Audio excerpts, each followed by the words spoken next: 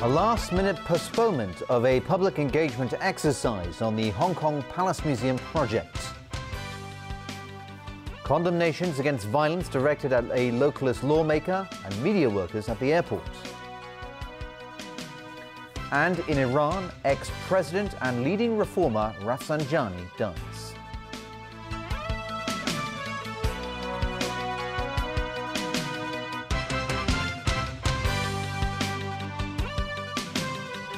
Good evening. The launch of a 6-week public engagement exercise on the Hong Kong Palace Museum project has been pushed back a day. This after the West Kowloon Cultural District Authority said it understands the diverse views and concerns about the project. Evelina Leung tells us more. The 6-week public engagement exercise on the local version of Beijing's Palace Museum was supposed to begin this afternoon with a launching ceremony. However, shortly before the time scheduled for the launch, the West Kowloon Cultural District Authority released a press release. It says the authority is aware of the diverse remarks and comments and the public's concerns about the project. The authority also understands if the concerns are not addressed, it would divert the attention away from the engagement exercise. So, the launch of the engagement exercise will be pushed back to tomorrow afternoon after a board meeting. Chief Secretary for Administration Carrie Lam, who chairs the board of the authority, refused to answer any questions about the project today. Some legislators demanded an early and full explanation from her. There is rumors saying that Mrs. Carrie Lam, our Chief Secretary, is going to resign this Thursday, and Mrs. Carrie Lam is is the main person of the whole incident. So, without such an important person, without such a critical person, the whole responsibility will be shifted to the board members as well as the authority. I believe that this is very unfair and improper. So I guess most of the, maybe some of the board members would like to have some kind of explanation from the authority as well as the chairman before she resigns. Chris Ip, a member of the board of the West Kowloon Cultural District Authority, believes tomorrow's meeting will benefit the public engagement exercise. He says members will be able to discuss in detail the public's views and concerns. Evelyn Lang, TVB News. The High Court has selected a 9-member jury for the corruption trial of former Chief Executive Donald Tsang.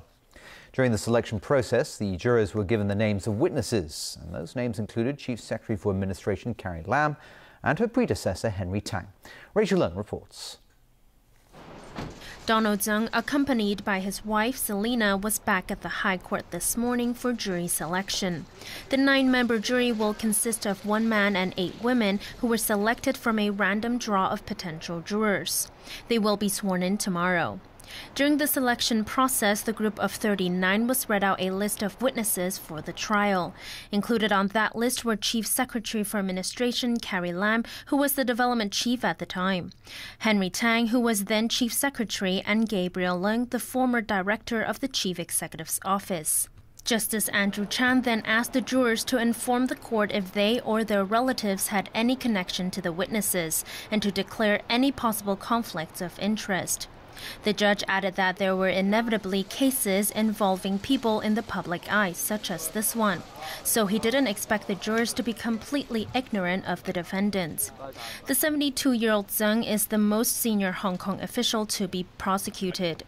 He faces 1 count chief executive accepting an advantage, a charge used for the first time, and 2 counts of misconduct in public office over events that took place near the end of his term between 2010 and 2012.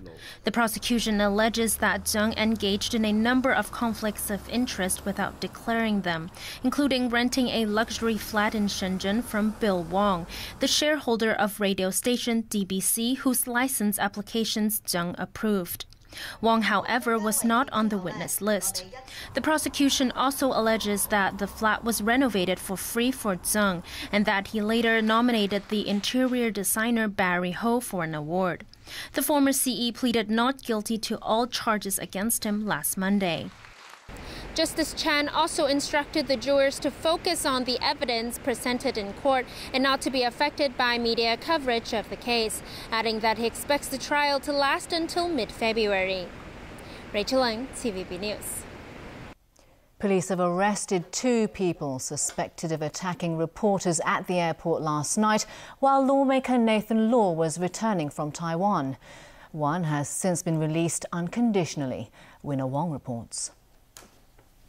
Meeting the press this afternoon, Demosistos Nathan Law recalled his ordeal at the airport last night. He showed photos of his injuries, including a number of scratches and a large bruise on his hip, which he said he obtained when he slipped and fell amid the chaos. They want to threaten those people who uphold different opinion, uphold democracy and human rights, to stop what they're doing and try to make them silent by using these unacceptable violent ways of attacking these people, especially the legislators. And I hope that the police department could really thoroughly investigate in this issue and also try to look into this organized, even hired mob. Police have yet to arrest anyone in relation to the attacks on Law, but 2 people were taken away on suspicion of attacking 3 reporters at the scene last night. One has since been released unconditionally. Nathan Law was surrounded by a mob at the Hong Kong International Airport as he returned from Taipei last night. They pulled at his clothes and hurled bottles of liquid at him. The dozen or so protesters claimed to be against Hong Kong independence and accused the lawmaker of colluding with Taiwanese pro-independence political parties. A Now TV cameraman covering the incident claims he was also attacked by protesters. The station's news department released a statement expressing anger at the violence and asked people to respect journalists. Law was in Taipei with party mate Joshua Wong and LegCo colleague Edward Yu. They had been invited to speak at a forum by a Taiwanese pro-independence party. There were also protesters at the airport in Taiwan and at the venue of the forum. Winner Wong, TVB News. Turning overseas now, North Korea declared it could test launch an intercontinental ballistic missile at any time from any location set by leader Kim Jong-un. Pyongyang added that a hostile U.S. policy is to blame for its arms development. North Korean broadcasters announced their supreme leader's intentions. While Pyongyang is close to a test, experts insist it will take years to perfect the weapon. The South Korean Defense Ministry fired off its own warning with a threat to slap Pyongyang with sanctions if it dares to follow through. Still, U.S. Defense Secretary Ash Carter admitted America is taking the issue seriously and is prepared to shoot down the missile if it is threatening.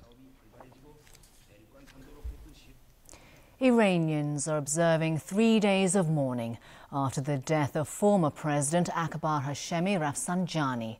He died of a heart attack yesterday at the age of 82.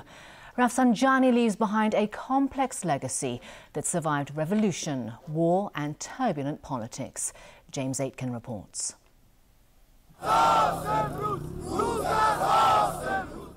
Outside the hospital where Rafsanjani died, mourners gathered to pay respects to a man they considered a political survivor. Moderates and reformists in Iran feel they've lost their most influential supporter in the Islamic movement. I really pay a lot of respect to him. My tears don't let me speak, says this Tehran resident. Supreme Leader Ayatollah Ali Khamenei called Rafsanjani an old friend and comrade and said his loss is difficult. At a Tehran mosque, Rafsanjani's brother greeted those who came to grieve, including Iran's president and fellow moderate Hassan Rouhani. Foreign Minister Mohammad Zarif said Iran has lost one of the greatest pillars of the revolution. Rafsanjani's life spanned Iran's turbulent modern history, from serving as a close aide to Ayatollah Khomeini during the 1979 Islamic Revolution to acting as a go-between in the Iran-Contra deal. He was elected as head of Iran's parliament in 1980 and served until 1989, when he began the first of 2 terms as president. While he was a supporter of free enterprise and a relative pragmatist towards foreign affairs, Rafsanjani was also an unforgiving leader who showed little mercy to any challenges to his authority. During a speech in 1994, Rafsanjani survived a second assassination attempt by a gunman. Unhurt and unshaken, he calmed the crowd of thousands and continued his speech. Years after leaving office, Rafsanjani was handed an unexpected political resurgence with the 2013 victory of fellow moderate Rouhani. Rafsanjani would play an insider role in efforts that would culminate in the 2015 nuclear agreement to ease crippling Western sanctions. In return, Iran would curb its contested nuclear program, a program Rafsanjani helped lay the groundwork for. A funeral is expected to be held tomorrow. James Aiken, TVB News. Israeli security forces are on high alert after a truck attack in Jerusalem yesterday left 4 soldiers dead and more than a dozen others wounded. Officials claim the assailant, a Palestinian, was a supporter of the Islamic State militant group. Security was beefed up in Jerusalem today, a day after a man driving a truck ran over and killed 4 Israeli soldiers on a popular promenade near the walled Old City. Drivers were stopped at checkpoints, with soldiers taking even more time than usual to carry out inspections. These were the chaotic scenes moments after yesterday's attack. The Israeli military said the 4 dead included a female officer and 3 army cadets. 17 others were injured before security forces shot the driver dead. Israeli police identified the truck driver as a Palestinian from the Israeli annexed part of East Jerusalem. Police officials also said 9 people, including 5 members of the attacker's family, were arrested. Hours after the attack, Israeli Prime Minister Benjamin Netanyahu visited the scene to offer his condolences and support to security forces. The Prime Minister claimed the attacker was a supporter of the Islamic State. Netanyahu added the assailant's use of a vehicle to mow down pedestrians was similar to ISIS-inspired attacks last year in Nice and in Berlin. Still, Islamic State-inspired violence in Israel, the occupied West Bank and Jerusalem has been rare, with few militant groups declaring their sympathy with ISIS. A wave of Palestinian street attacks, including vehicle rammings, has largely slowed, but not stopped completely since it began in October 2015. Late on Sunday evening, thousands of Hamas activists and supporters took to the streets of the Jabalia refugee camp in Gaza to rally against Israel and to praise the attack in Jerusalem. And Israeli media has reported that Prime Minister Benjamin Netanyahu tried to negotiate a deal for more positive coverage by a major Israeli newspaper 2 years ago. Netanyahu has been questioned by police twice about allegations that he improperly accepted lavish gifts from high-profile figures in international business and Hollywood. Local media has reported that a second affair involves Netanyahu being taped negotiating with a media mogul, Arnon Moses, who owns one of Israel's largest selling newspapers. The Prime Minister reportedly offered to limit the circulation of a free competing newspaper in exchange for more favourable coverage. The report says the proposal never materialised. Netanyahu has repeatedly denied wrongdoing, portraying the accusations as a witch hunt against him by a hostile media. In her first public appearance in several weeks, Britain's Queen Elizabeth II attended church near her Sandringham estate after missing the 2 previous Sundays due to a heavy cold. The 90-year-old British monarch was applauded by well-wishers as she arrived by car at St Mary Magdalene Church. It was her first public appearance in several weeks. The Queen is a regular churchgoer but missed the Christmas Day service for the first time in decades because of her illness. Still ahead in the news. Singapore asks Hong Kong to return 9 armoured vehicles. Tin Shui Wai Hospital to expand services in phases. And results of this year's Golden Globe Awards.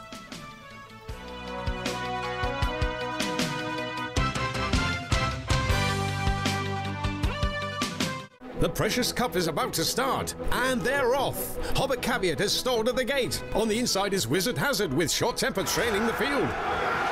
On the outside, Little Buddy is having a go at Arrogant Dragon, and the Dragon takes an early dismount.